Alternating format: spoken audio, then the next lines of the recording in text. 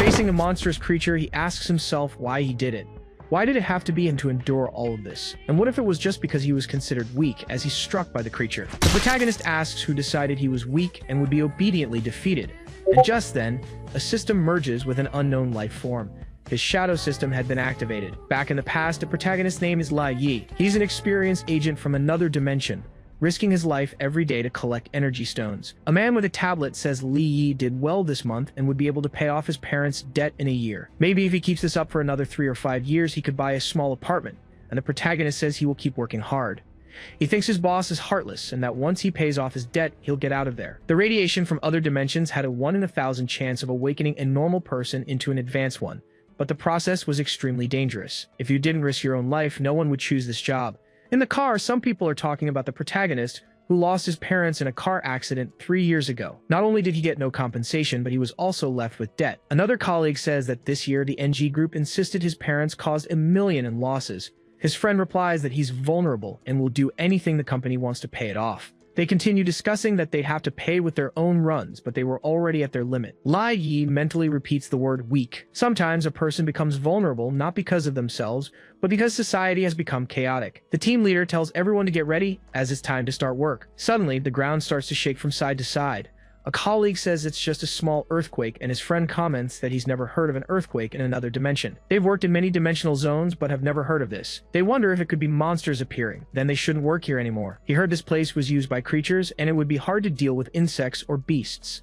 But the boss tells everyone to shut up because the zone was cleared by the advanced 3 years ago, and there's no way they could appear. They shouldn't keep talking nonsense until suddenly the boss is struck by the creature. The other subordinates scream that their supervisor has been taken down. Li Yi is terrified, facing the monster. Then, one of the team members yells that it's an unknown creature. The creatures chase after the team members. Lai Yi thinks they are about 10 kilometers away from the dimensional rift. He wonders if running would even help. The situation was completely beyond what human strength could handle, until someone hits him from behind, making him lose his balance. They both crash into a large rock. Li Yi falls to the ground, struggling to breathe from the impact. His colleagues shout to start the car and get going. Li Yi begs them to take him with them, reaching out his hand, until a creature appears above the truck. It reaches the vehicle and captures the 2 men, who scream for help. Other creatures advance toward the damaged car. Suddenly, an explosion erupts and hits the creatures. Li Yi is surprised as the creatures retreat from the fire. He wonders if this is their weakness, and if it's worth a try. One of the monsters charges toward him, and the protagonist thinks he needs to act now. He heads toward a torch. He grabs it and manages to slide across the ground. Li Yi swings the torch from side to side, making the creature back away. He thinks it's just as he imagined, with the monsters paralyzed by fear. Then, he tells everyone to listen up because these things are afraid of fire. 2 years ago, portals appeared all over the world. Insects, beasts, and creatures from other dimensions began to invade Earth. Only the advanced, awakened by radiation, had the power to fight back. This not only stopped the portal's advance, but also opened an era of exploration and development. Unfortunately, they aren't advanced. They are just normal people, merely surviving in this world with everything they've got. Facing the portal monsters, they don't even have the strength to run, as Lai Yi yells for everyone to grab as much flammable material as they can. A man says the torch doesn't look like it will last long. Li Yi tells them to go to the stockroom because there's gasoline there. If they block the entrance with fire, they can hold out until rescue arrives. Then, he tells everyone to form a circle and retreat slowly. The squad members manage to follow his orders while the monsters remain still. Li Yi tells him to pour the gasoline at the entrance, and the man understands. He tips over the bucket, consequently spilling it all on the ground. Then, the squad members throw their torches toward the gasoline. Upon contact, one of the creatures is engulfed in flames and stopped in its tracks. A colleague touches the protagonist's shoulder, thanking him. They would all be in trouble if it weren't for him. Another colleague agrees, saying if anything happened, he'd help his friend. Li Yi suddenly notices something. A statue standing there. His colleague replies that it was discovered a long time ago in the mines, and Supervisor Wang probably wanted to sell it on the black market. Li Yi says it looks a bit ancient, as a radio calls for Sector 7 to respond if they copy the message. A man replies that they are under attack by creatures and need immediate rescue. The radio just says they received that message earlier and that rescue would arrive in 2 hours. Everyone in the squad begs them to hurry, but there's no response. They wonder what to do as their suits would only last for an hour and a half. It's better to wait here than to try and escape. Li Yi thinks for a moment and looks at the 61% charge on his wrist, thinking there isn't much power left in the suit. A man asks everyone to stop for a second and listen to him, because their suits won't last more than an hour, and in this situation, someone will have to take a big risk, like the older guys or even the orphans. Then he points at Lai Yi. He has no one and is still full of debt, so his situation is tough. He tells Li Yi to give him his suit's battery.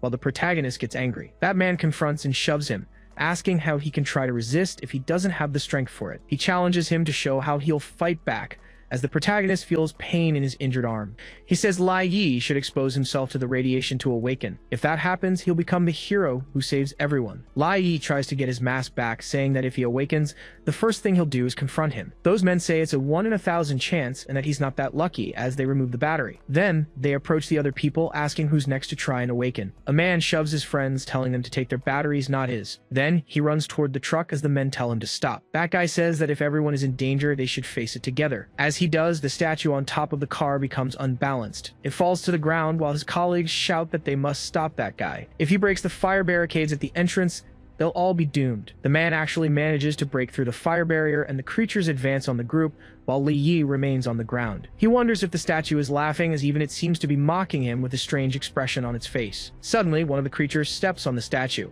Li Yi tries to get up and wonders why.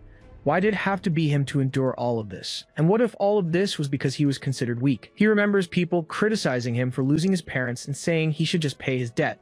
He was even evicted, and when he asked the group's owner to investigate how his parents died, he was almost fired. The boss told him to look at some letters. They had all ended up in his hands, and all he wanted was the truth. The truth, according to the boss, was that his parents had violated procedures and caused the accident, so he wouldn't be compensated since the company lost millions. The loan shark kicks him, telling him he'd be better off signing the compensation contract and taking the 10,000 than to insist on knowing the truth. His debt was now under the loan shark's management. It was a 30,000 monthly fee for 3 years, and they'd send someone to collect every month. He looked so miserable that the loan shark decided to show him a way to pay off the debt by becoming a dimensional miner. Li Yi thought to himself that even if he died, he wouldn't make it easy for the monster. He wondered why he was such a weakling, just accepting his fate. He bit down on the creature's shoulder. It hurled him across the room. Li Yi thought it had a truly agonizing stench. He entered a trance. A figure asked if he would unleash his hidden potential or become useless before he died. Li Yi said that at least he tried, but he was just a shattered statue amounting to nothing. The statue replied that it was the only one who could save him now. He just had to obediently surrender his body. The protagonist said he wasn't interested. He'd rather die than be controlled by something like it. Then the statue asked if he would leave with his pride intact, and did he really think he had the right to refuse? The shadow system activated. Suddenly, the monster was engulfed in shadows, forcing it to its knees, slamming it into the ground. Li Yi, now in shadow armor, said, "So this little ant is the one who stepped on my statue." He crushed it immediately, adding that he holds a grudge. Another monster tried to attack him from behind. Li Yi turned, saying it was too noisy. He released more shadows, commanding, "You will kneel too." The beast screamed, trying to fight being forced to the ground, but it was defeated in seconds. The spirit commented that the stench was truly awful, but now it was time to deal with the rest of the trash. The men asked what Li Yi was going to do, threatening to report him if he laid a finger on them. The spirit released its energy, saying it was curious to see what the protagonist would do if he got his body back. The men begged to be let go, saying they were just trying to survive and that he couldn't do this to them. Besides, if it weren't for them, the protagonist wouldn't have known how to become an advanced. Even though they were harsh, it worked. Li Yi asked what he should do now. Was he supposed to thank them? The men told him there was no need for that. He should just let them go and pretend nothing happened. The protagonist released more shadows, saying he wouldn't just let them go. He was going to give them a hand. The shadows ripped the visors from one of the men's faces. They all immediately started spitting and screaming the protagonist's name. Li Yi walked toward the others, who begged him not to take their lives, claiming they had done nothing. The protagonist tossed the batteries, saying they were theirs now. Then the spirit told him to spare his useless pity. It would only get him into trouble. Li Yi told it to shut up. He didn't need it nagging him. The spirit replied that it wanted to see how he'd act when he was on the verge of death. Outside, dozens of aliens were ready to attack. Li Yi said he didn't expect so many of them. The spirit told him to either give it control of his body or deal with them himself. He was already getting weak-kneed just from this trash. Without its power, he was nothing. The protagonist said he'd told it before to stop being a nuisance, as he leaped behind one of the creatures. He dodged the strike, but the monster turned and charged again. Li Yi defended himself against its grab, but another creature appeared behind him, ready to strike. The protagonist turned and managed to get away for a second. Then he remarked that his reaction speed and dexterity had greatly improved. Another creature charged, and the spirit taunted that even after awakening the shadow system, this was all he had. It was completely pathetic. Li Yi readied his fist and struck the creature, telling the spirit to shut its mouth. He wondered why his power had increased so much. His physical attacks couldn't damage the monster. He wondered what would happen if he had a weapon. That's when he noticed a shadow dagger. He decided to see how it fit in his hand, settling into a fighting stance. With a simple lunge, Li Yi made a clean cut with the dagger. He thought, this is it. Now he could finally kill these aliens.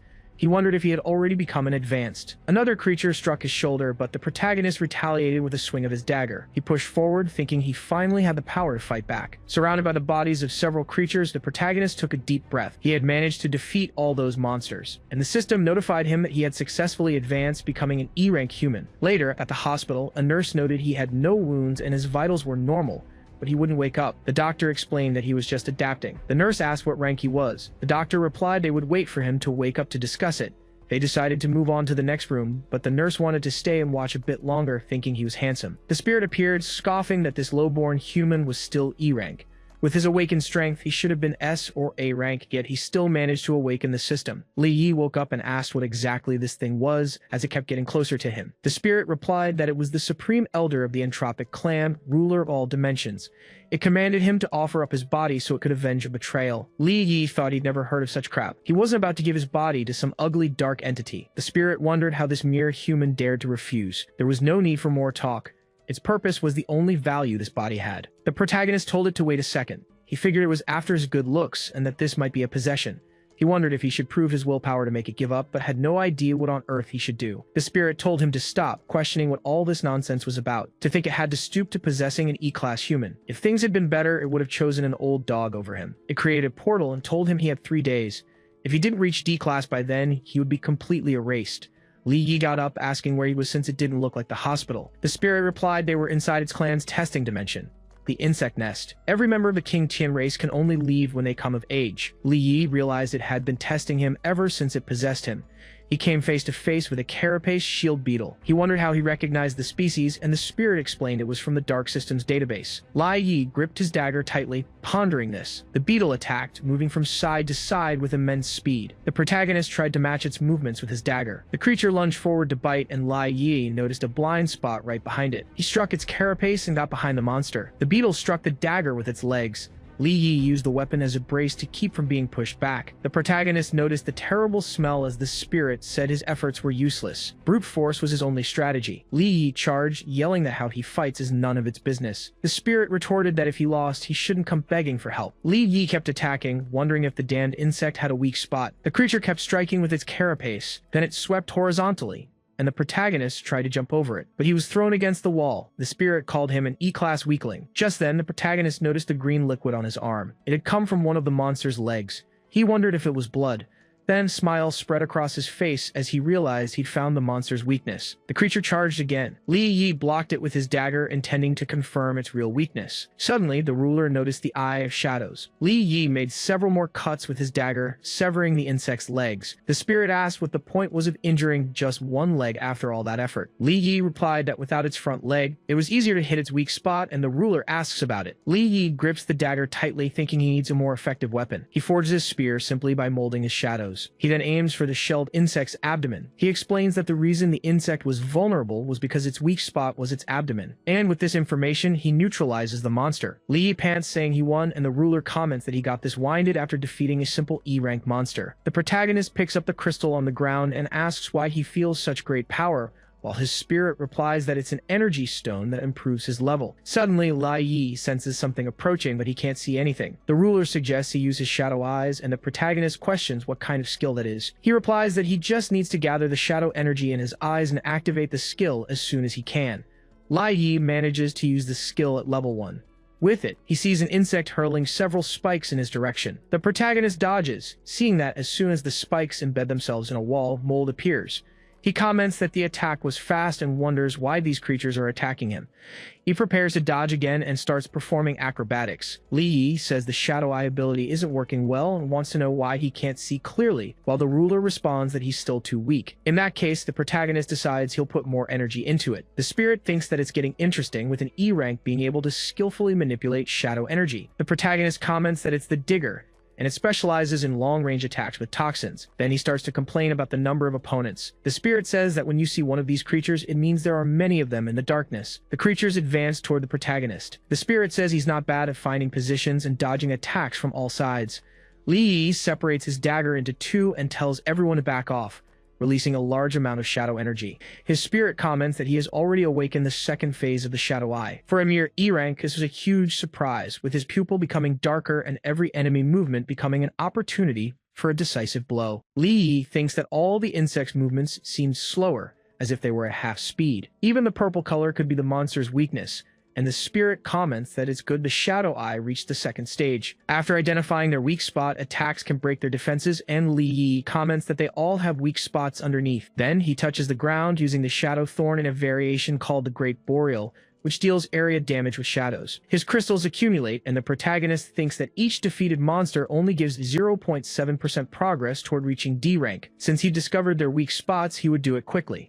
Charging at each creature and landing swift blows, he thinks that his level 2 Shadow Eye has increased his attack power. He dodges a monster and asks what that was, and the spirit comments it's a pity his brain can't keep up with his reaction. The protagonist thinks that he saw it clearly and it was a saber larva. His spirit notes that he transformed the dagger into a whip, and the protagonist immediately traps the monster. He defeats the creature, and the system registers the monster's weak point. The diggers fire more poisonous shots at the young man. Li Yi says they seem to enjoy this, and that they'll see if they can attack without their sword, advancing with the dual daggers. After defeating another monster, his progress reaches 12%, and he then knocks all the monsters to the ground with his whips. The spirit comments that he's starting to look worthy, even if his stance is a bit awkward. A benefit granted by the Shadow Eyes was the improvement of his senses, reactions, strength, and control over shadows. At the same time, it consumes immense mental power, and that was the price to be paid. An E rank was still an E rank, and this seemed to be the protagonist's limit. As his vision started to blur, he thinks he finally has the power to seek justice, just as he's hit by an insect. Li Yi prepares to fight despite the 15-minute time remaining warning, because he cannot fail here. The NG group would pay for trying to cover up the truth about what happened to his parents and even forcing him to pay a debt. Li Yi continues to neutralize the monsters, reaching 94% progression, thinking that now he has the power to change everything and cannot give up. He would make every single one of those arrogant individuals face justice. Standing amidst the defeated monsters, he thinks he will make them show respect for his parents' memory, and thus reach 95.4% progression. The spirit comments that this human is surprisingly compatible with the shadow system, and that he even nurtures the energy.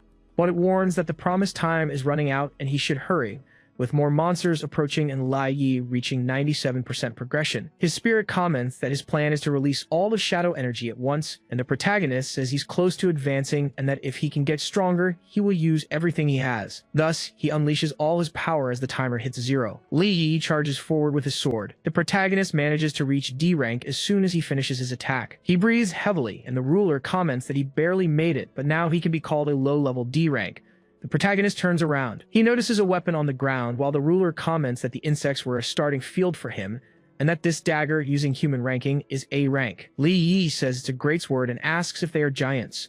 His ruler replies that compared to his shadow power, these weapons are nothing, and begins to absorb more daggers. He questions if the protagonist would use the weapon in another way, and Li Yi replies that he's going to sell it. But only D-level advanced can sell equipment, so they go to the registration hall. At the registration hall, he is surprised to be classified as E rank and asks how this could be. The secretary says that even though his physical stats are good, there was no detectable energy. The records show that he is a registered minor, and an E-level advance gets a 15% pay raise. Li Yi walks around saying the shadow system was unparalleled, and the ruler comments that it's because humans can't detect shadows. The protagonist notes that this could be a good thing, but it makes selling equipment a bit more difficult. In the black market, all sorts of deals happen, and the ruler comments that this seemed perfect for the shadow system. Some people comment on a cloak that absorbs air and even smell. The ruler remarks that humans are peculiar, giving a few gems and a piece of metal to call it a divine weapon, and he pities them. A man asks why a miner is there and says that if it's something of low value, he can't afford it. Li Yi asks if this is how they treat customers, and the man says he looks like he has no resources, so he won't make an effort. The protagonist says he's not interested in his items and brought his own item to see how much it's worth, showing the sword. A girl says that Huo is a D rank advanced. She wanted to know why he brought her to a place like this.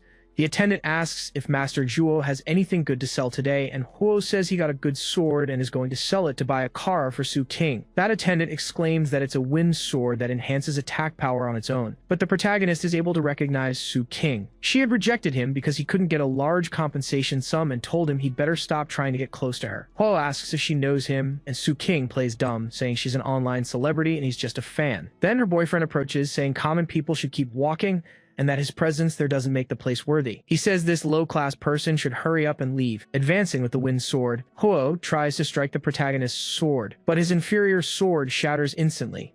and he wonders how that was possible. The protagonist says it really seems his sword was low quality. Soup King questions how that happened, and he says his sword can cut through iron and is also worth a lot. Juo advances, releasing his powers and asking if the young man wants a serious fight. Li Yi dodges, thinking he's too slow. That awakened one says he has some interesting skills.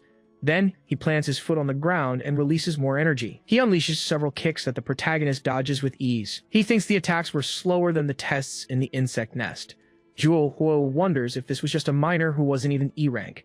He attacks once more, wondering why he can't beat him, even as a D rank. Li Yi uses his shadows on the man's wrist. The man lunges forward, saying the miner should go back to his mine. Li Yi asks why certain creatures don't go back where they belong. He then pulls him down, slamming him to the ground. Soup King walks over to her companion. The protagonist notes that Mr. Zhu seemed to be some kind of lackey. The awakened one charges at Li Yi, asking if he's looking for trouble. That is, until someone named Wang arrives and tells everyone to stop. Even if Mr. Zhuo's a long-time client, fighting in his shop is off-limits. Soup King yells that the miner broke young Master Zhao's treasure, and that's why they acted. Wang wonders if he is a miner. He approaches, asking if Zhao's weapon was really broken by the sword in his hand. Li Yi says he attacked first, so if his sword breaks, it has nothing to do with him. Zhuo questions if that's really the case. Wang says the sword doesn't look normal, and Huo adds that the money goes to him and the item to the boss. Then the boss approaches the protagonist, stating he'll act as a mediator. He asks to take a look at the sword in his hand first. Suddenly feeling a pressure, he notes the sword is very heavy, yet the protagonist lifted it easily. He decides it's best to test his limits. He asks where a miner got a weapon like this. Li Yi asks since when the black market started checking identities and the origin of items. Wang says he was just curious, but if he doesn't want to talk, that's fine. The protagonist replies that he had nothing better to do and found the sword while mining. Wang thinks to himself that he really is just a lowly miner. Then, he says the sword is indeed strong, but it has no attributes and is only worth a few hundred. If Zhuo's sword hadn't been broken, it would be worth 2 million. He offers to buy his sword, but in exchange, he must compensate young Master Zhao with 2 million. He should consider it his lucky day and asks what Zhu thinks. The young master replies that it's fine and they can proceed. Su Ting asks how a miner is supposed to cover those costs. Huo tells her not to worry as he'll find a way to cover the amount. Li Yi replies that they should be sure they've thought this all through, because there's a big problem and it's not just with him. He then unleashes a great energy. The guards advance toward the protagonist. Wang advises that it's a pointless fight not worth his time, and they should go to the tea room to wait until one of the guards hits the wall a moment later. The boss yells for Biao to be careful, because if he breaks the merchandise, he won't be able to pay for it. Li Yi neutralizes 2 more subordinates coming at him. Huo observes the figure near him and counters with a strike, saying the miner seems strong. The protagonist turns to him and says it's his turn. Su King questions how a miner got so good at fighting, and Huo says he'll admit he's not bad. But in front of a D-rank awakened, he's nothing. He then rushes towards the protagonist. Li Yi easily dodges and transforms his hand into shadows, striking him with a single blow. He becomes enraged, saying not even his father has done that to him and that he'll finish him for good, firing a bolt of lightning. The protagonist blocks it with ease, creating a purple barrier. Huo asks what just happened, as it was like an invisible wall. The protagonist says that since he's never learned his lesson, he'll teach it to him himself. Soup King questions how he dares to lose to a miner. Li Yi uses spider web ability made of shadows, and the girl asks what's happening. Huo says he's no miner and must be a C or B rank ascended. The protagonist replies that he's an E rank miner certified by the guild. Huo then mutters that it's impossible. Then he tells the protagonist to wait because he's with the Black Panther gang, and confronting him means going against Brother Panther. The protagonist repeats that they're the debt collectors, his expression turning grim. Then, he starts striking Huo while talking about the Black Panthers and Brother Panther. Finally, he throws the young man against the wall. Huo is defeated, and the protagonist adds that the thing he hates most are those who take advantage of others with unfair collections. Wang runs up from behind and tells the protagonist to disappear. Li Yi simply turns and emanates his energy, sending him flying. Huo shouts that it was a misunderstanding and that he has 100,000 right there, so they should just be friends and forget what happened today. The protagonist says his offense will cost him dearly. Huo begs him to stop, offering 1 million to compensate. Li Yi lifts him up, saying he likes to charge interest, so he'll apply his own fees, where 5 penalties would cost much more. Huo hands over his card, saying it's 5 million and it's all he has. Li Yi recognizes it as the NG Group's VIP card. He realizes this guy is one of the debt collectors who forces people to mine. In that case, he'll let him face his own consequences. The protagonist lets him go, replying that the Black Panthers took a few million from him a few years ago, and he should just consider the money returned to its rightful owner. Su King asks if the young man is okay and wants to know how he got so strong all of a sudden. Huo scolds her harshly, saying that if she hadn't said he was a minor, he wouldn't have let his guard down and been caught by surprise. Meanwhile, he thinks that his money isn't so easily taken. He says they should just wait and see, making a call to another man elsewhere. Hoyle begs Brother Panther for help, claiming someone stole the sword he was going to give as a gift and threatened the gang. Panther asks for the man's information. An associate says they got the targets and asks about the others, while Panther questions if there are any more there. The man creates some threads and says of course not. He neutralizes his targets with ease using his threads, while Panther mentions that Hoyle was dealing with a strong guy, but frankly, he didn't care. At the Adventurers Guild, a man asks if the protagonist needs any help. Li Yi says he's an E-rank adventurer and wants to see if there are any missions he can take. Other adventurers comment that this rookie came to the wrong area and that the lowest level mission is D-rank. An E-rank daring to speak so loudly is considered a burden to others. The secretary tells him to just leave as E-ranks wait on the side where a team might recruit them. Li Yi thinks that the 5 million he got was immediately taken by collectors and that his priority now is to get a mission. Suddenly, someone arrives and everyone feels an immense pressure. They comment that it's someone who is at least B rank and that they can't even take a step toward her. The woman continues to walk through the area. The protagonist remains unaffected, while people wonder why a B rank came here. Li Yi notices she radiates a powerful energy but looks like a delicate girl. He doesn't sense any hostile intent, which seems like a contradiction. A masked man comments that the D rank abyss beasts require an adventurer to work as a miner, and asks if anyone is interested. People comment that the guy is E rank but didn't react under that aura, while their own knees are shaking. Li Yi thinks that he's been noticed. The B rank reflects that this guy is a minor and is perfectly fine under her pressure. Meanwhile, the guild secretary says he has plenty of D ranks to show her. Lady Qin Xin Yi refuses, saying she wants the protagonist. The secretary says he arrived late and isn't registered, so it's against the rules. But Qin Xin Yi replies that she's the rules, releasing her intimidating aura. The masked man opens the door for the lady, and the secretary thinks it's the first time he's seen Miss Qin Xin Yi recruit someone personally. Inside the dungeon, the adventurers are fighting a creature. A bard plays his flute, and the protagonist thinks that this is a team of support, of frontline, and DPS. These Minotaurs don't stand a chance against this group. They have good teamwork too. Must be a B-rank group, and everyone seems to get along well. Li Yi activates his Eye of Shadows. He thinks the Minotaurs below them are clearly above D rank, but no one else seems to sense it. The ruler replies that his eye has reached level 2, making his perception much better than theirs. Meanwhile, Li Yi thinks Qin Xin Yi must have noticed.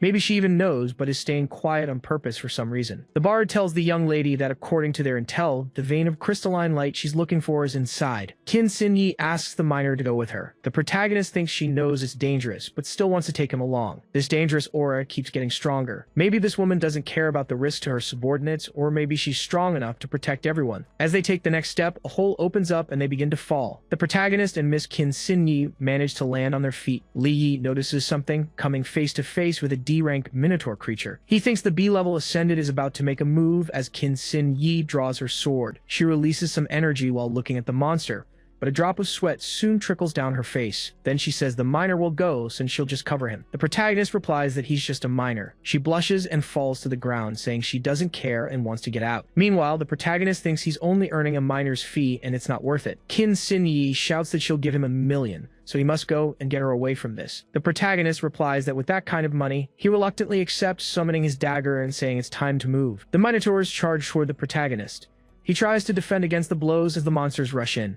They were all heading for the girl, and Li Yi thinks about the 1 million. She repels them all by creating a barrier with her reddish energy. Li Yi notes that she made her move after all, and it seems he was overthinking things earlier. A Minotaur leaps to attack the girl. The protagonist pulls a longsword from a portal and makes a move that repels the Minotaur. He calls out to Miss Qin Xin Yi, but she runs off, saying she'll leave the monsters to him. The protagonist continues to fight the monsters, saying he can't do anything about her. Qin Xin Yi runs as far as she can and says it should be safe here, just as a monster appears behind her. She turns around and asks why it wasn't afraid of her. The Minotaur readies its weapon and tries to attack her. Li Yi reflects that it's strange. She clearly has the ability to fight back, but she's just terrified instead. The girl reveals a silver bracelet with a red jewel on her arm. She releases the barrier once more, throwing the Minotaur far away. Immediately after, her artifact shatters. The protagonist realizes it was a protective item and that her earlier attack wasn't her actual strength. Questioning if she's a non-combat type Ascended, the girl confirms with a sound, but she says he'd better keep it a secret after they get out. The protagonist replies that it'll cost extra. He faces all the monsters, wondering why they are all focusing only on her. The protagonist activates his Shadow Eye. He thinks that it currently marks one's presence. It's no surprise they didn't sense him first, as the Minotaurs were being influenced by strange fluctuations. The Minotaur attacks again, and Qin Xin Yi calls for the miner. Lai Yi makes a swift move, saying it's a never-ending problem. He thinks that more Minotaurs are coming. He can't use his skills for fear of hitting the girl, so if he doesn't get out soon, he'll wear himself out. If the target of these opponents is Qin Xin Yi, then he would use this against them and give it to the girl, releasing the chains from his feet. He warns her to activate her protective artifacts, since she's not a combat type and needs to be careful not to get ambushed. Qin Xin Yi asks who told him to say that so loudly. Someone approaches from behind the girl. He thinks that a mere miner almost ruined his plan, but a non-combat type ascended with no protective gear left would be easily defeated. Then he tells her to blame her father for this.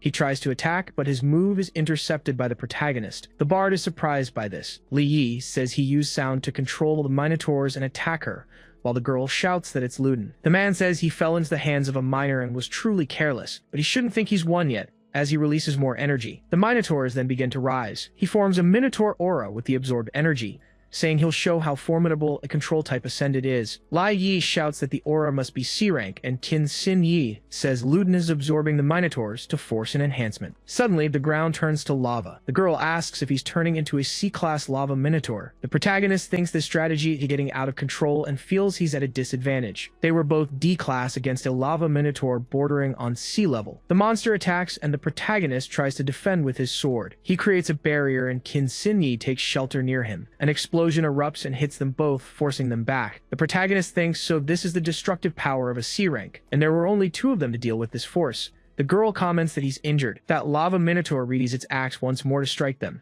The protagonist grabs the girl's hand. He rushes forward, telling her to hold on for a second. She gets close to the axe and screams in fear, but the protagonist creates a shadow whip to hold the Minotaur. The girl questions if he has a control-type ability too. Li Yi says he can't hold it, so the girl must run as fast as she can.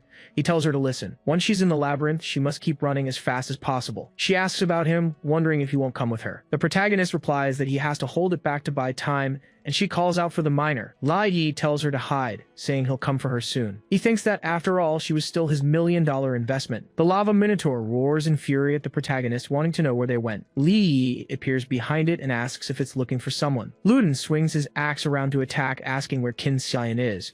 He strikes the ground, and the protagonist appears at his back, suggesting he guess.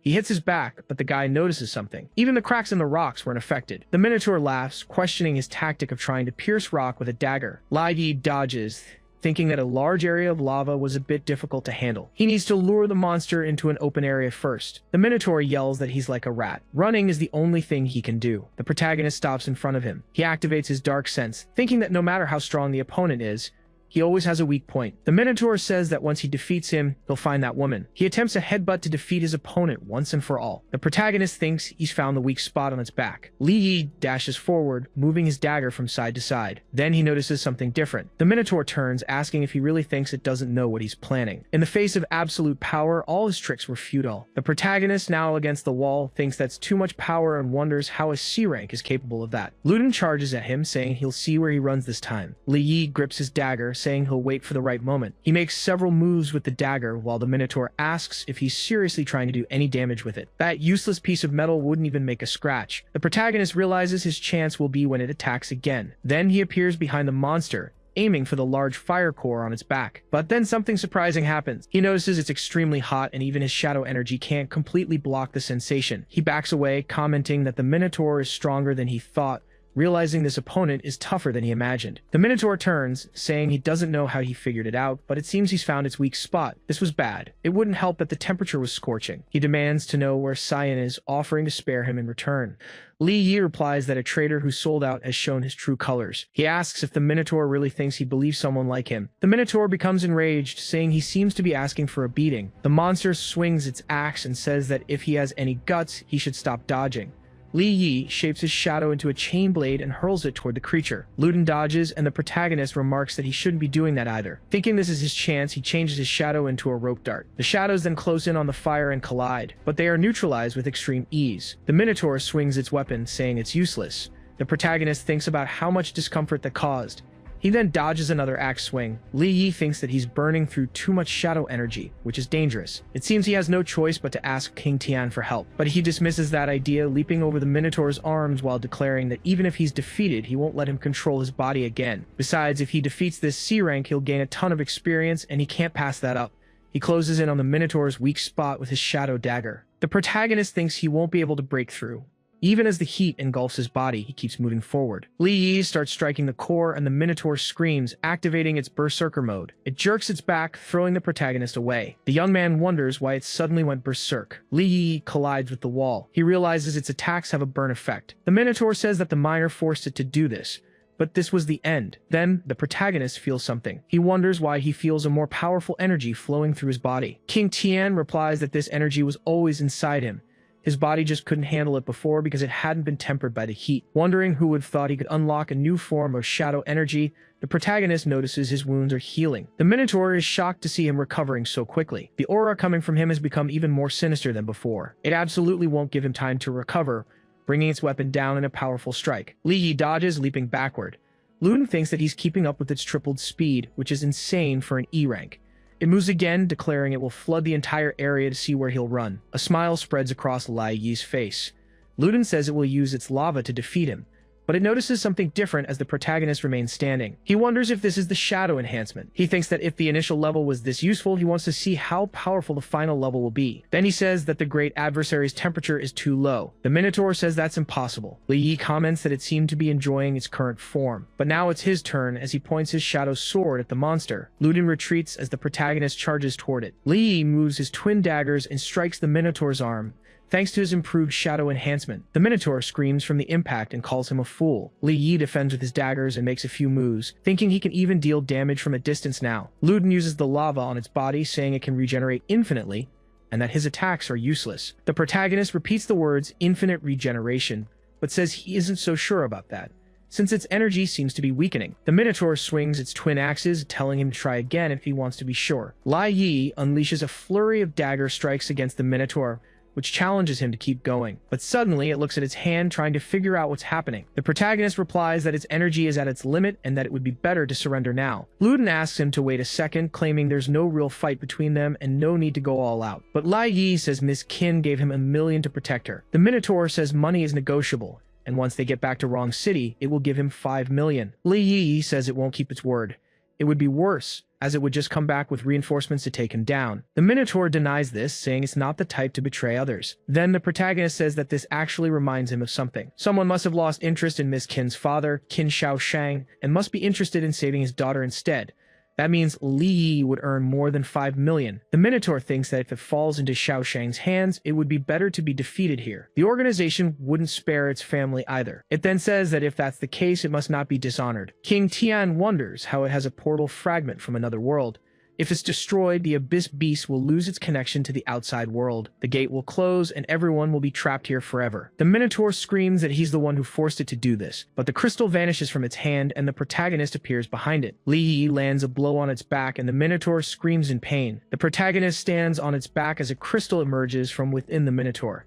The young man says he didn't expect to find an energy core before. Maybe it was hidden. This improves his Eye of Shadows to its ultimate form. A tremor shakes the area, and King Tian says the Abyss Beast is collapsing without the support of the Minotaur's energy. At the portal exit, the group members talk about the traitor. Miss Qin asks the protagonist if he wants to join them, since he's so strong. Li Yi replies that he's not looking to join any faction right now, but he would appreciate it if she kept his powers a secret. Qin Shini says that in any case, here is his $1 million, and the protagonist thanks her. He then summons the Great Sword, asking if they can appraise an item like this. The woman says the sword has no energy signature, but the material is good. If it's worth anything, he'll get every last cent. Li Yi thanks her and says he'll wait to hear from her. He thinks she seems knowledgeable, and if she knows its value, he'll sell it all to her. But if she's like Boss Ju, even so, $1 million in hand isn't a bad trade. In his bed, he comments that the portal fragment from the other world must be important. King Tian says that if he collects enough of them, he'll reach S level. The protagonist thinks about this as he stares at the fragment. King Tian thinks that for the portal to reappear, it means other people are active,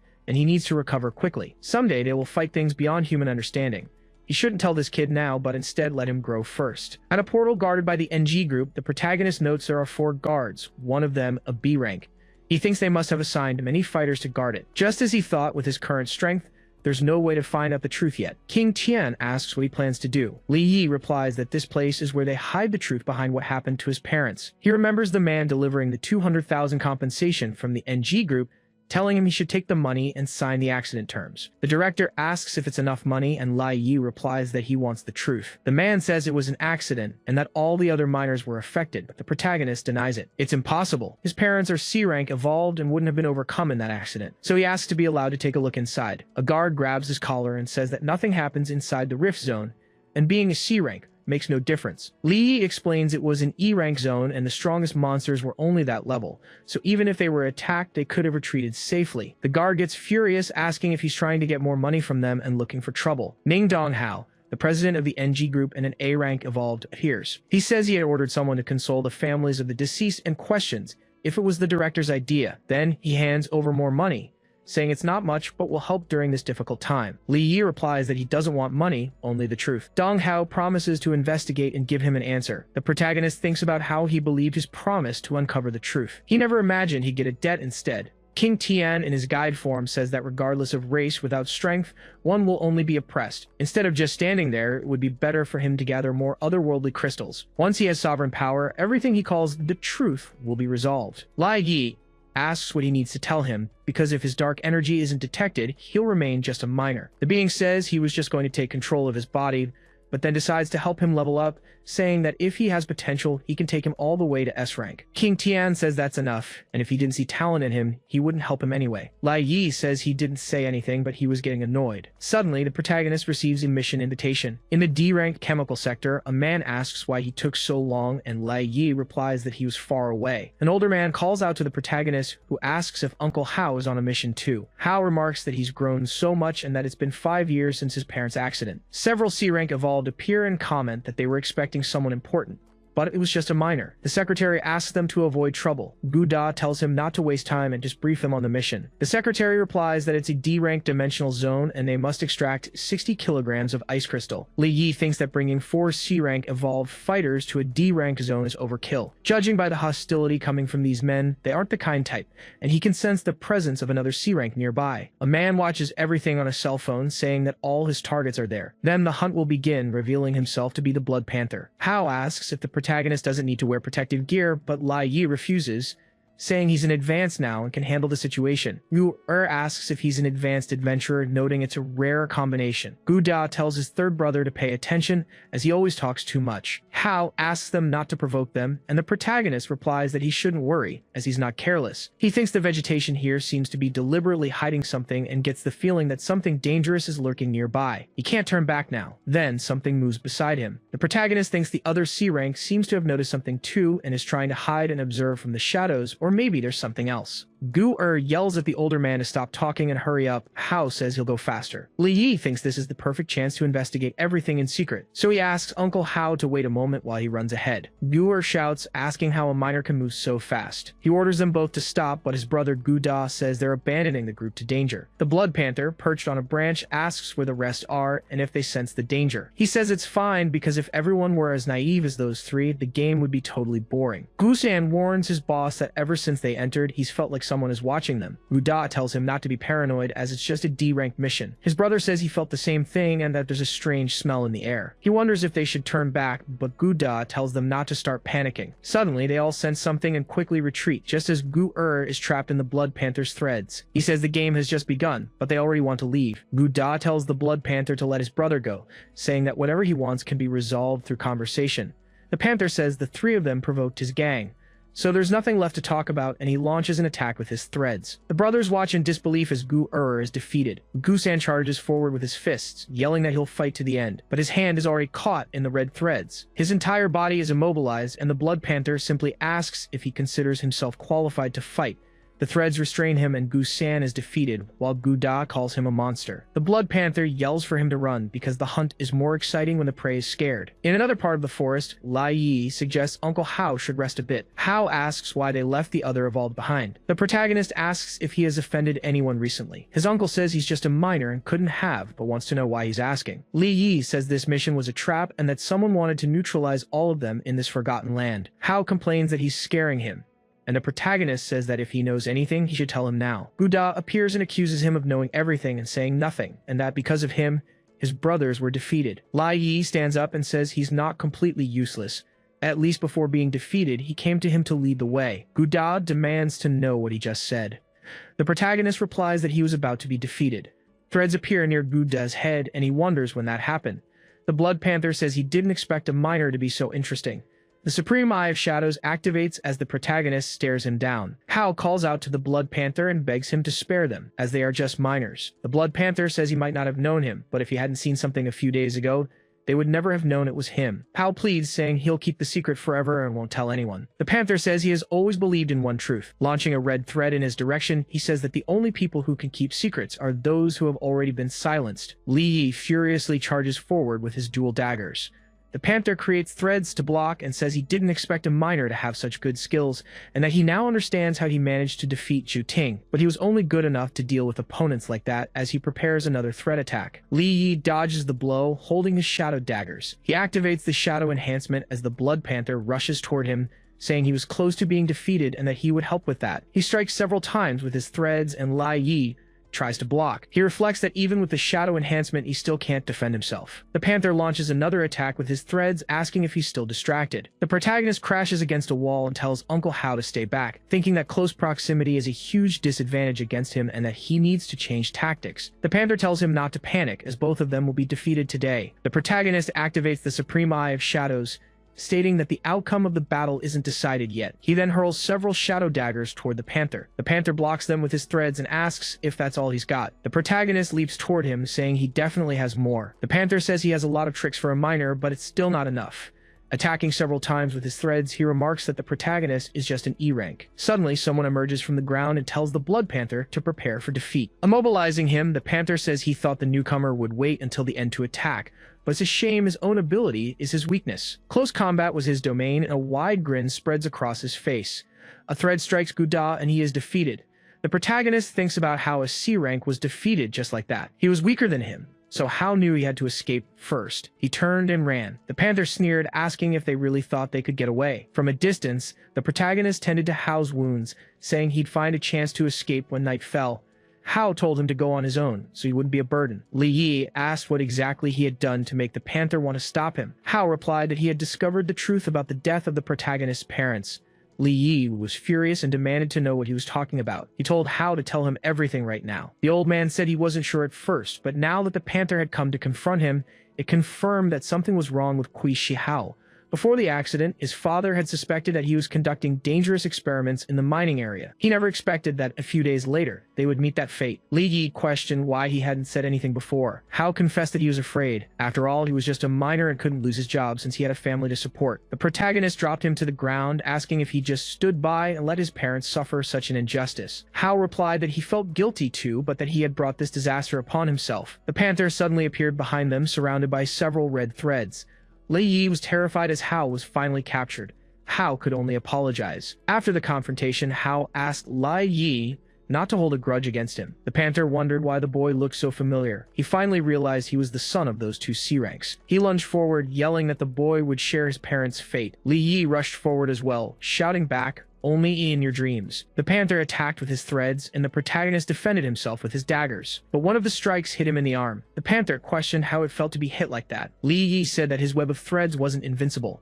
Transforming the shadows into a greatsword, he thought that the moment his opponent attacks, his defense becomes weaker. He made a move and managed to damage the threads slightly. The Panther said that trading blows for blows made him a ruthless kid. Li Yi fell to the ground and wondered if he had already reached his limit. The Panther said he was just bluffing and trying to scare him. He shot his threads, saying that if his opponent weren't just an E rank, he would already be defeated. Then he pinned him to the trees, telling him to come and face him. He questioned if he was still trying to fight back with that look in his eyes. It didn't matter how much resolve an ant showed. To completely break his will, he would tell him the secret. Hao Wu had told him half of the story correctly, but his parents weren't victims of a mining accident.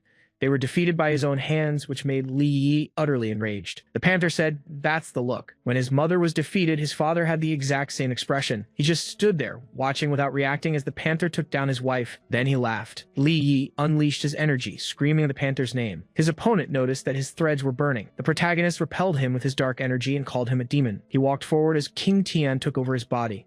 Li Yi's expression turned dark as he vowed to stop him. King Tian thought that, as expected, the little one could use his anger to stimulate the dark energy in his body. The system notified him that due to the detected internal shadow energy, his corrected level was now C rank with a level 2 dark enhancement.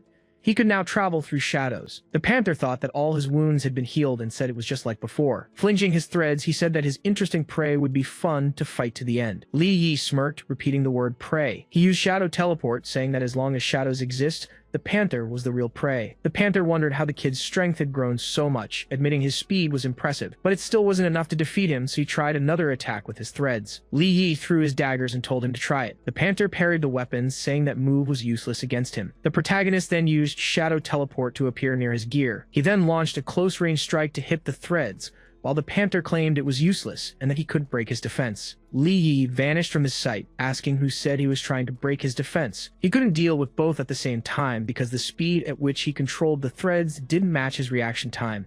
That was his weakness. He struck the panther several times. He screamed that this was all impossible as he retreated. He then questioned how he could lose to a mere miner. Li Yi asked what really happened in the mine accident back then. The panther said he would tell him about his mother, but the protagonist made a move and disarmed him.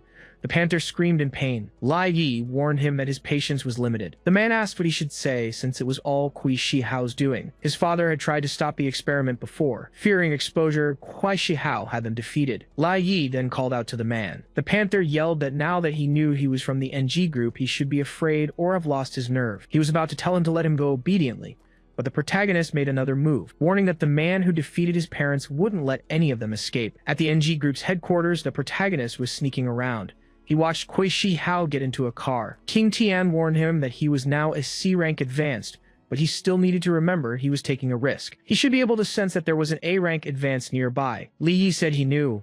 It was the president of the NG group, Ning Donghao, who was also in the car, but he told him not to worry, as he wouldn't be reckless enough to make a move on Kui Shi Hao there. Besides, he couldn't completely trust the panther's words. He would first investigate the matter concerning his parents to find out if Kui Shi Hao acted alone or if the entire group was involved. It would be better if Ning Donghao wasn't involved.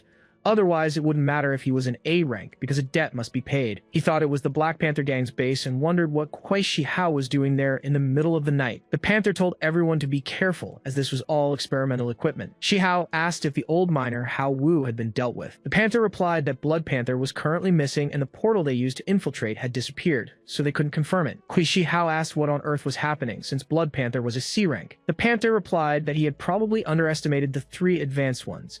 Shi Hao ordered them to move the equipment quickly to prevent complications from delays, as the experiment was in a critical state. The Panther asked if the money was ready, and Shi Hao told him not to worry about it. Li Yi seethed, thinking that it really was him. The Panther sensed the hostile intent and shot a burst of fire, asking who was there. Kui Shi Hao asked what was going on. The Panther wondered if it was just his imagination, as he had clearly felt a wave of hostile intent. Li Yi thought that it was a close call. He was almost discovered, and the strength of his C rank was not enough. At the Qin Group building, Qin Shaoshang's company, Li Yi stood out front. King Tian commented that he didn't seem to be looking for missions this morning and wanted to know what he was doing there. The protagonist said he was there to find the 3rd fragment and to see how much his equipment was worth. The secretary asked if she could help him with anything. Li Yi replied that he was looking for Qin Xian. The secretary asked if he had an appointment. Su King appeared, saying this was no place for a poor miner, who even dared to say the young mistress's name so directly. She told young Master Tian that this kind of person was polluting the air, and he ordered his subordinates to take care of him. Li Yi questioned if this was the hospitality of the 3rd Street men. The young master replied that a person like him didn't even count as a guest and was not worthy of his kin family. Li Yi thought that all these people were arrogant and overbearing, and it seemed he didn't need to contact Qin Xian anymore. He turned, saying that in that case he would leave, but the young master replied that he wasn't going anywhere. He then sent his guards to deal with him. The protagonist uses shadow teleport to neutralize each of the subordinates until he immobilizes young Master Qin.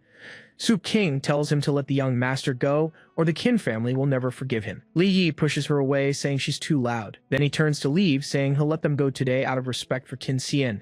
The young master gets up and asks who he thinks he is. He rushes towards him with his fire powers, shouting that he's going to defeat him. Li Yi turns around and the young master prepares to attack, but the man in the mask interrupts the battle, telling them both to stop. Qin Xian says they've caused a big problem and that it was bold to do this in the Qin group's territory. The young master runs to her, saying Li Yi is in trouble for this and now his cousin won't let him go. Qin Xian orders them to take him away, and the young master tries to argue that letting Li off easy is better than punishing him severely. But the guard grabs the young master's shirt. He asks what he's doing since he's her cousin Qin Tang. Su King tells the young miss that he was the miner who said her name directly, and Qin Tang was only holding back his anger for her sake. Qin Xian says he's her friend and there's nothing wrong with him calling her by name. She orders her subordinates to escort these guards, and this made out as they will never be hired again. So King begs Qin Teng, saying she's his girlfriend and would do anything for him. Qin Xian questions his young master title as he dared to use her family's name in vain and she won't forgive it. Then she turns to the protagonist, saying she didn't expect him to come and that they should sit for a bit. She's sorry that this member of a branch family caused such a mess,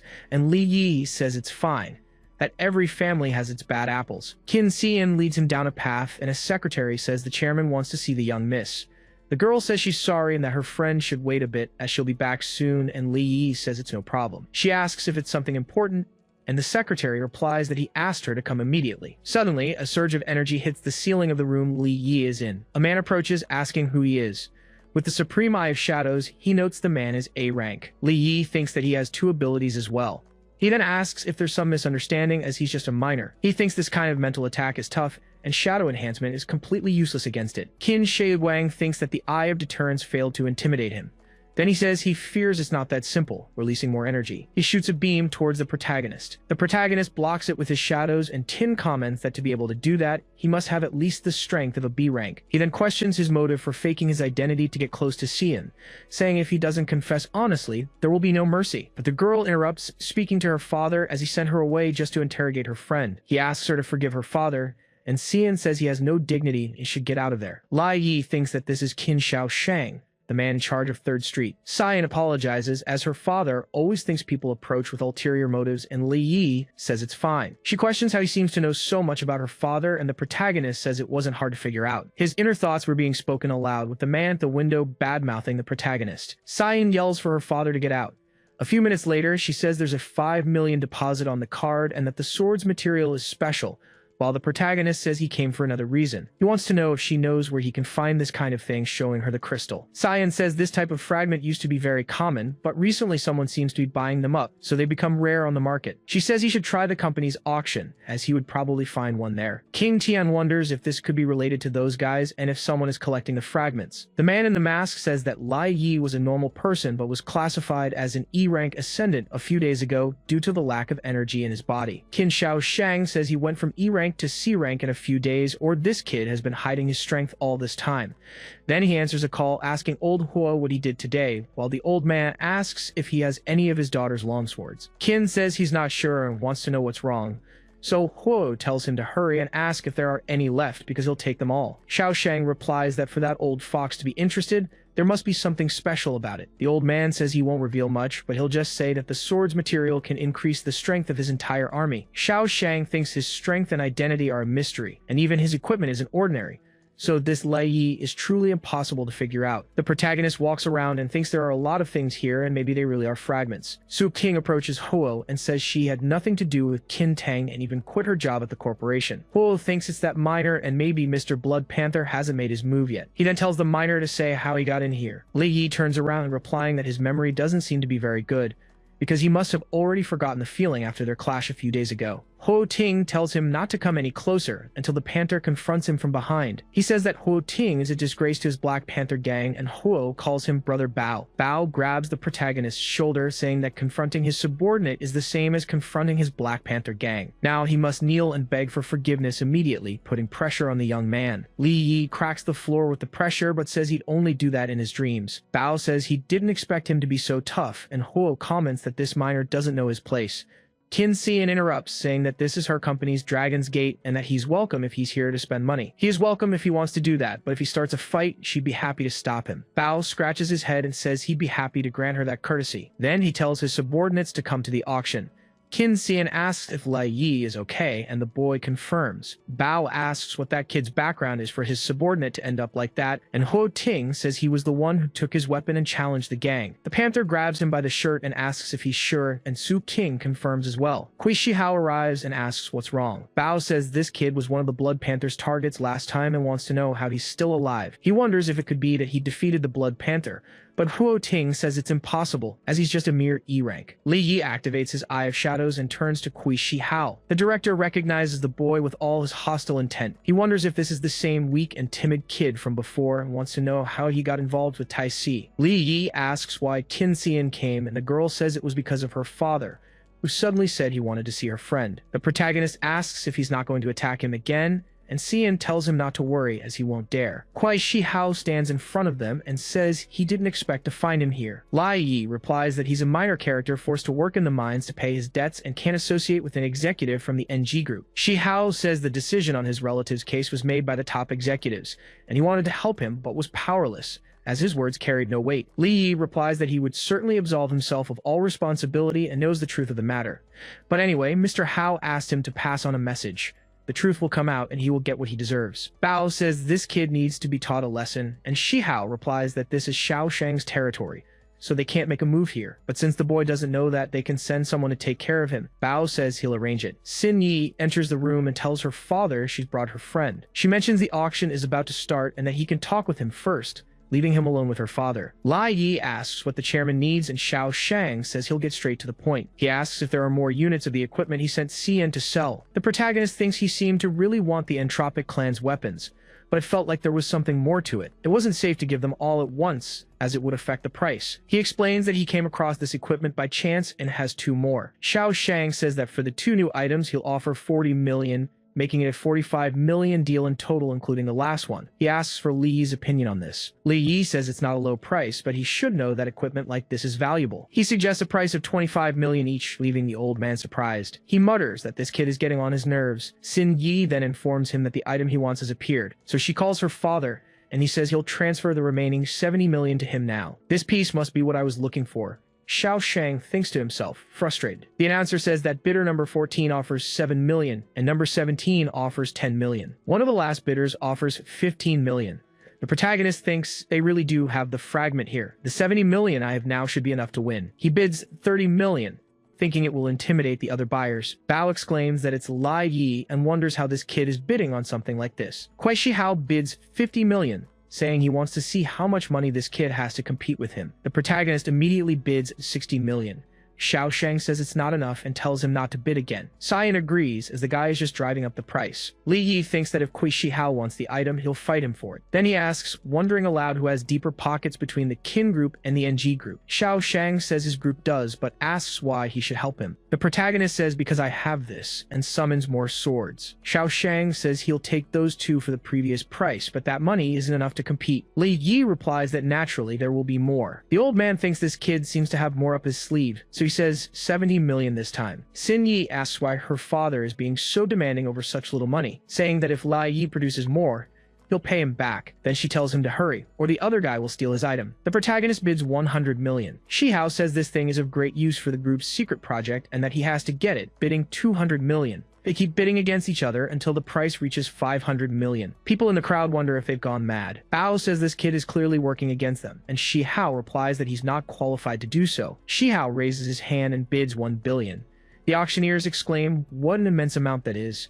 Xin Yi says the guy is provoking them. Li Yi thinks that's not right. Based on Shihao's personality, he wouldn't waste money on impulse. Xiao Shang tells the kid he'd better think carefully, as the bid is already at 1 billion. He asks how he could possibly get so much equipment. Xin Yi says she'll cover whatever is missing and tells the protagonist to bid quickly. Li Yi raises his paddle and bids 2 billion. The auctioneer announces 2 billion all at once. Bao questions where this kid got so much money. Shihao says it's because of Qin Xiao Shang and becomes furious. The auctioneer bangs the gavel, announcing the final bid is 2 billion, sold to bidder number 9. Xin Yi cheers while the protagonist comments that she's very excited. The girl says she loves seeing bad people get what they deserve. Xiao Shang gets their attention. He comments that it was a fun 2 billion bet. After deducting the previous amount, he still needs to produce 70 weapons. He questions if he can manage that quantity. The protagonist says these things are precious when they're rare, but the price naturally won't be calculated by the previous standard. Li Yi snaps his fingers, saying there are about 100 of them here, which should be enough to cover the 2 billion fee. Xiao Shang says he's a smart young man, thinking his temperament and strength are excellent. It would be good if he worked for him. Xin Yi then calls out to the protagonist. She says that next time he wants to do something fun, he should call her. Xiao Shang thinks it's better if he doesn't and tells her it's time to go home. He informs Lai Yi that he can collect the item he won directly. Li Yi thanks Chairman Qin. Before leaving, Xiao Shang says that he has his methods, but the NG group shouldn't be underestimated. He can't take them down alone. Sometimes you need allies to share your goals. If he's interested, he can contact him. In another room, Bao answers a phone call. He says, yes, I understand. The chairman and his daughter have already left. The only one left to pick up the fragment is the young Li Yi. Shihao says he'll make his move after he leaves the Qin family's sphere of influence. Bao tells him not to worry. This time he brought 3 advanced C ranks and guarantees it will work. Outside, Li Yi comments that it seemed like Qin Shaoshang was digging up information on him. That last sentence was clearly an attempt to win him over, but forming an alliance for extra help wasn't a bad idea. Bang Tian says he's just an A rank, and if he gets the fragments, he'll become an S rank. He asks what's with that look, as if he doesn't believe him. The protagonist confirms, but thinks S ranks aren't that rare. There are only 9 in the world. He wonders why the other guy doesn't act like that, and thinks it's better not to say it out loud to avoid provoking him. Li Yi suddenly notices something. His apartment is on fire. People are running towards their homes. The protagonist picks up his phone and answers a call. Xiao Shang warns him that the Panther Gang is going to make a move. Li Yi replies that they already have. He tells him not to worry and that he wants to handle it himself. The person on the phone says they'll bring some people. Huo Ting says he's finally here and that he should hurry up and surrender and he'll spare his life. The protagonist says he really underestimated him, sending them to their own doom. Huo Ting says he'll be the one defeated and that he'll see how a single E rank can fight against 3 C ranks. The protagonist asks if he knows why the Panther Gang can't defeat him. Onlookers comment that he's very confident and might be hiding his strength, but Huo Ting insists he's just a minor. Then a subordinate charges at him, saying that above all, he has no combat skills. He prepares to strike the protagonist's shoulder. Li Yi vanishes with a shadow teleport. He reappears behind his opponent and neutralizes him with a swift move, commenting, just a minor. The crowd asks how he did it and where he came from. Huo Ting orders the other 2 to get him together. The protagonist defeats the other 2 and then immobilizes Huo Ting, saying he was a bully for yelling so loud, yet he was afraid of a minor. He really liked to push his luck. Huo Ting gets scared and tells Li Yi to let him go. The protagonist throws him away. He keeps shouting that he and Chairman Kuai will give him whatever he wants and that Brother Panther won't let him get away with this. Huo Ting is then engulfed in flames and neutralized. Li Yi says they shouldn't worry as he'll send them to meet him soon. He then meets up with Xin Yi and the masked man. The girl asks if he's okay. The protagonist replies that he's fine and they were just some small fries. Xin Yi asks about his next plan. The protagonist answers that they made the first move and now he's going to strike back. The girl says she'll help him then. The protagonist asks why, and she replies that she's been fed up with the Panther Gang for a long time, and now they've attacked her friend. Then she says he's one of the few friends she has. The protagonist agrees with a smile on his face. Then they walk away, saying they'll start soon. Xin Yi leads the protagonist to a house, telling him he can stay there and pick a room for himself, as people rarely come by. The protagonist says he'll take that one, and the girl says, accept that one. Li Yi is surprised, and she yells that he can't go in. He comments that it's very feminine, a room full of stuffed animals and pink things.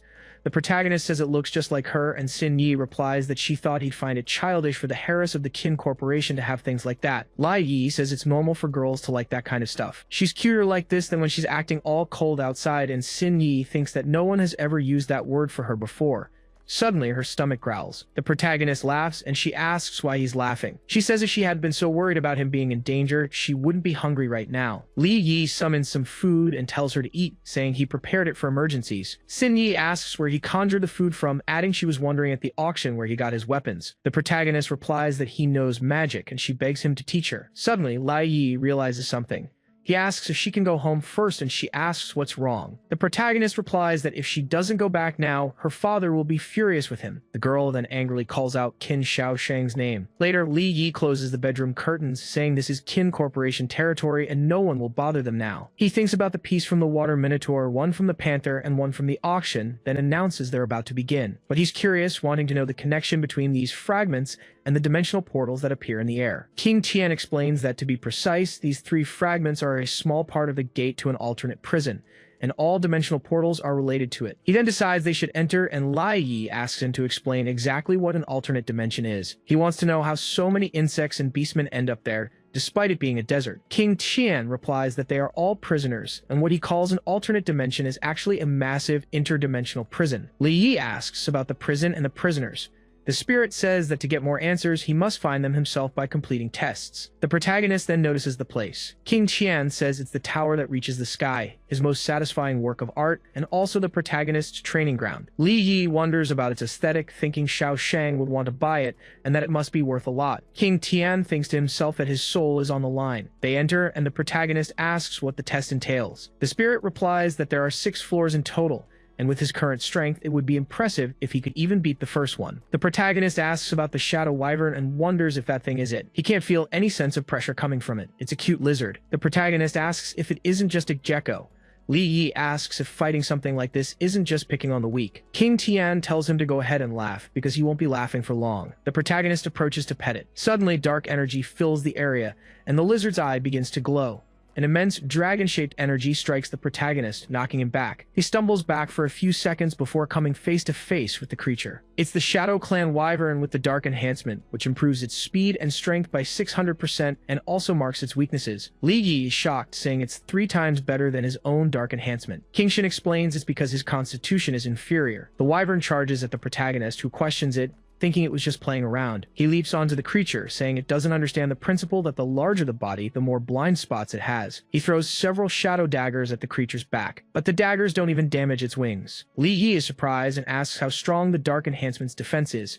King Shin asks if he's still holding back. The protagonist creates larger daggers with the Dark Enhancement. King Shin says that if he doesn't, he won't pass the first floor test.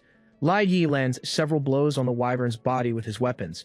He questions how the creature is completely unharmed after his attacks. The protagonist thinks its use of Dark Enhancement and shadows is too refined, and he needs to push himself harder. King Shin says his pet must be hungry too, and that this thing is edible. Then the monster lunges to attack the protagonist. Li Yi dodges, and the wyvern glares at him with even greater hunger. The protagonist asks if his pet has had its shots because it looks rabid. King Shin says it probably sees him as food to replenish its energy. Li Yi says it doesn't seem to be playing around.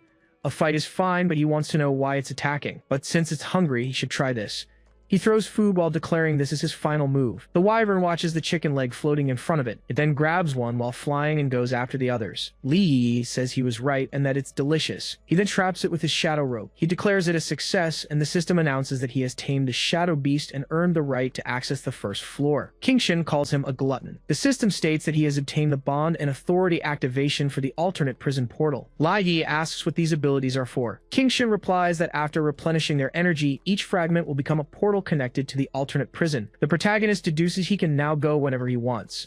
The protagonist says that getting a good skill on the first floor means the rewards for the next 5 will be even better. King Shin thinks that he's getting excited just from passing the first floor. In that case, he'll let him go to the second floor to suffer a bit. He then tells him to give it a try, saying that in any case, the guards are merely servants of the tower. Li Yi thinks he has a bad feeling about this guy, but he notes that the beast on the first floor was already C rank, so the one on the second floor won't be so simple. King Shin says that if he doesn't believe him, he should take a look first before deciding. It's not dangerous anyway. He comes face to face with a gate. The protagonist opens the door and is stunned. There are 3 monsters, a thunder serpent king, an aquatic turtle, and a lava minotaur, all C rank. The protagonist asks if he calls all of these servants. Facing all the creatures, the protagonist covers himself in dark energy. He leaps off the ground, dodging a strike from the serpent. He then looks back, thinking that the entrance is now sealed as well. The beasts roar that they will stop the intruder. The protagonist uses shadow teleport to move high up, activating his enhancement as the other beasts charge toward him. He moves between the creatures, leaving a trail of shadow. He then hides behind a pillar and closes the room's door. Li Yi closes the door and says he did it on purpose, accusing him of lying about them just being his servants.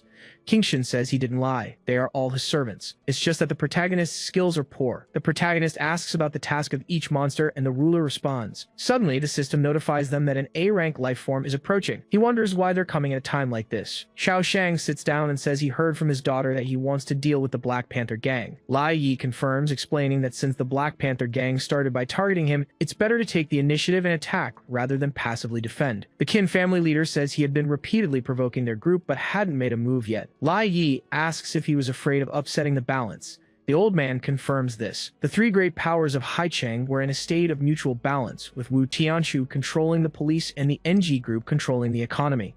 As someone who has a hand in both, he detests the Panther gang for their actions against the merchants.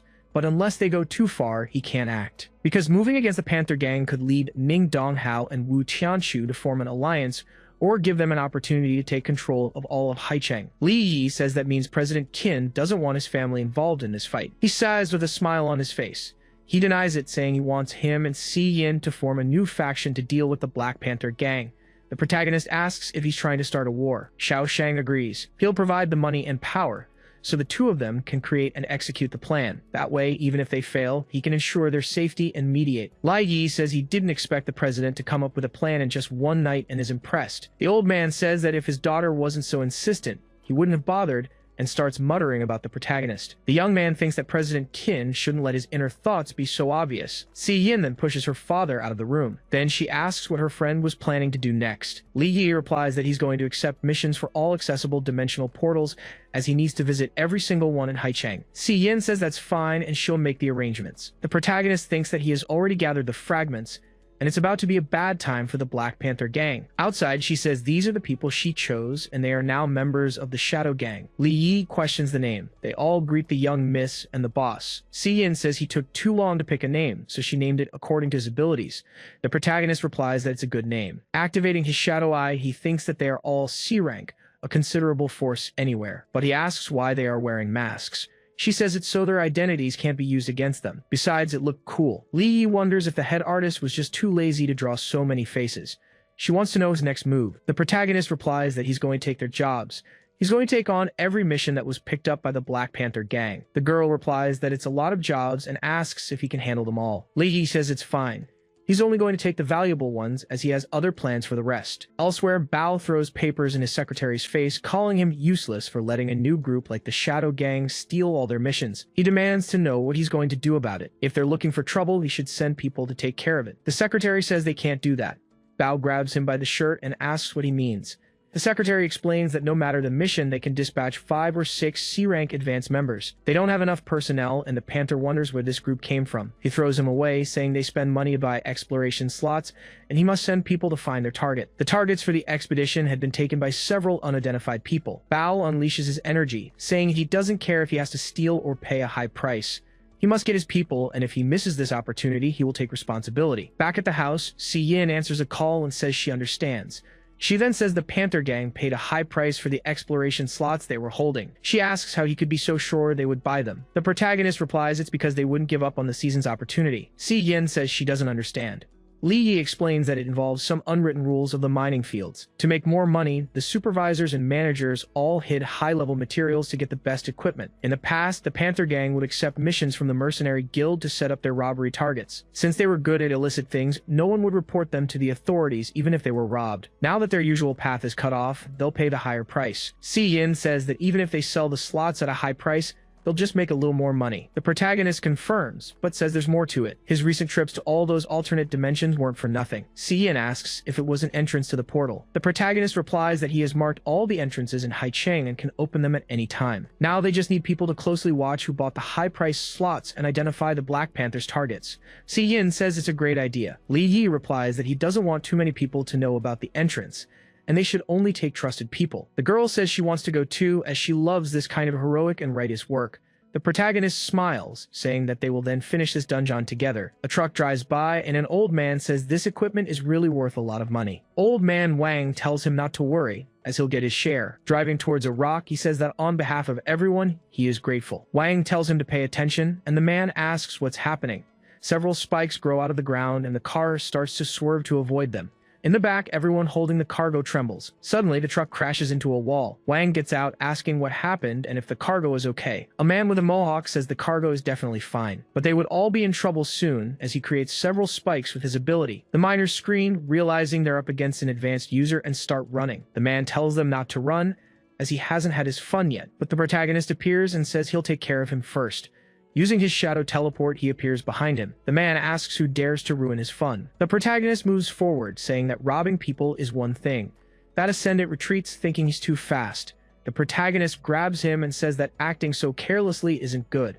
With a swift move, he neutralizes him against the wall. The ascendant asks who he is, suggesting it would be wise not to make a move, or else his brothers won't let him go. Li Yi asks if he's talking about these D-rank guys who have already been defeated by his squad. The man shouts, asking what this is. Si Yin asks what they should do with those people. The protagonist says no, explaining that defeating them now would let the Black Panther gang off too easily, and that he has a better plan. The man groans in pain. The protagonist tells him to go back and tell the Black Panther that Lai Yi's shadow gang did all of this. Days later at the hospital, Bao screams their names.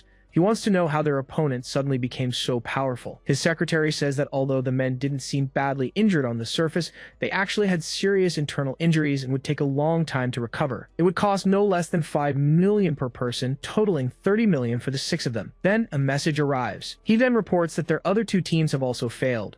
Bao questions this. He asks who did it, and the secretary says it was Lai Yi. Bao questions how that's even possible. There were 3 alternate dimensions, and even if Lai Yi could fly, he couldn't appear in all of them at the same time. The secretary says it's true, but it really was Li Yi who did it all by himself, and his men secretly recorded a video. They watch as they are all defeated and thrown into disarray in the dimension. The protagonist turns to the camera and asks if they're secretly filming. Then he tells the Panther that he knows his subordinates are weak and he should come and face him personally. It would cost a fortune to treat so many subordinates for half a year to a full year. Bao becomes enraged. He says he's going to settle the score with that guy right now and then smashes his phone. In a warehouse, Si Yin asks why they came to this place. The protagonist says that when he was dealing with Kui Shihao before, he accidentally discovered the Black Panther gang and bets Bao himself will lead the team. Xin Yi asks if he plans to raid the warehouse while the Panther is away, and the protagonist confirms. He then grabs his phone and answers. Someone on the other end says the Panther and his men have already left Dimension Number 3. The protagonist tells them to keep an eye on them. Li Yi says the Panther was leading the team himself. To make sure nothing went wrong, he was going to buy some time. The girl says he's a B rank and has Duan to go with him, but the protagonist replies that it's not necessary. He isn't going to fight them, and bringing Duan along would just be an inconvenience. The girl tries to argue. The protagonist tells her not to worry. Even if he's in danger, he'll use the portal to return quickly. Si Yi asks him to be careful. Inside the portal, everyone comments that they got only good stuff this time and struck it rich. A subordinate says their boss is the best, and ever since he made his move, Li Yi and his group haven't even shown their faces. Bao says he was a mere minor. Even with a few C-rank helpers, no kind of trick could last forever. But he suddenly senses something and turns around, asking who's there. Li Yi creates a shadow around his subordinate's neck. He says that the perception of a B rank is truly impressive, and Bao calls out his name. Lai Yi asks why he's so tense, since he's just a small-time miner. The blonde man begs for his boss to save him, and the protagonist warns him not to move, as he can't guarantee his safety. Bao casts a spell and says they can be defeated together. The fire hits the subordinate, who is neutralized with a scream. Li Yi uses the shadow teleport, saying he didn't even spare his own men and was truly an incredible boss. Bao turns, throwing another fireball, saying that this rat was hiding. But he notices something different, as a subordinate says that Brother Panther missed. Li Yi questions if his subordinates aren't in a high-risk job, and one of them asks Brother Panther not to be reckless. Bao says that as long as he can defeat him, he doesn't care about losing his men. He yells that he'll see where he hides this time and creates a fire tornado. The subordinates run, screaming in denial as the protagonist watches from a distance. They are hit by the flames and scatter, fleeing the confrontation. Li Yi uses a shadow teleport to get behind a rock to hide. Bao unleashes more fire, shouting the protagonist's name and telling him to come out, since all he knows is how to hide. The protagonist thinks that he can't underestimate a B rank and that it's time to leave. Then he says he can just imagine the look on his face when he gets back. Back at his warehouse, Bao demands to know what in the world happened. A man says it was the Shadow Gang and the young Miss of the Kin family. Another guy says they brought 2 B ranks and dozens of C ranks. Bao yells that there was nothing they could do and that this was just great, while his subordinate begs to be spared, but his body is engulfed in flames and he is then neutralized. Bao says it's no wonder Li Yi has so many assistants, and that this was Qin Xin Yi's fault. He then says they shouldn't blame him for being so rude this time. Elsewhere, Kui Shihao says this matter ends here. Bao asks how, since everything he had was worth hundreds of millions.